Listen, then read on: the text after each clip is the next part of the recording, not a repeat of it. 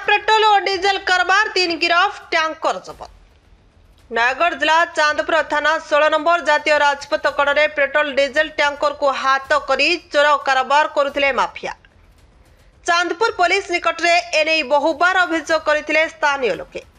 स्थानीय लोकंक सह petrol diesel टांकी मालिक माने मध्य करथिले अभियोग।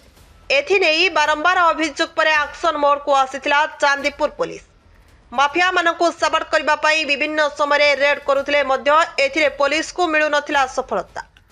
16 नंबर जातीय राजपथ कड़े थिबा चंपागढ़ श्रीकृष्णपुर छकरे एक तेल टैंकर को अटकाई माफिया माने तेल चोरी करुथिबा नै खबर पाइथिला चांदपुर पुलिस।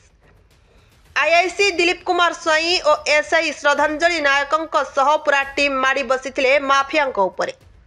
तेल टैंकर ड्राइवर और हेल्पर सह जड़े तेल माफिया को गिरफ्त करी तेल टैंकर को जबत करिथिला चांदपुर पुलिस। गिरफ तेल टैंकर चालकंक नाम रमेश चंद्र बाघ, घर हरेकृष्णपुर थाना इटामाटी, जिला नयगढ़। सेहीपरि हेल्पर नाम हैला दीपक कुमार परिडा, बिंबाधरपुर थाना रणपुर बोली जनापड़ी। सेहीपरि गिरफ तेल माफियार नाम प्रभात प्रधान, घर श्रीकृष्णपुर चंपागढ़, चांदपुर थाना नयगढ़ बोली जनापड़ी। सेहीपरि गिरफ तेल माफियांकर नाम प्रभात प्रधान, घर श्रीकृष्णपुर चंपागढ़, चांदपुर थाना नयगढ़ बोली जनापड़ी।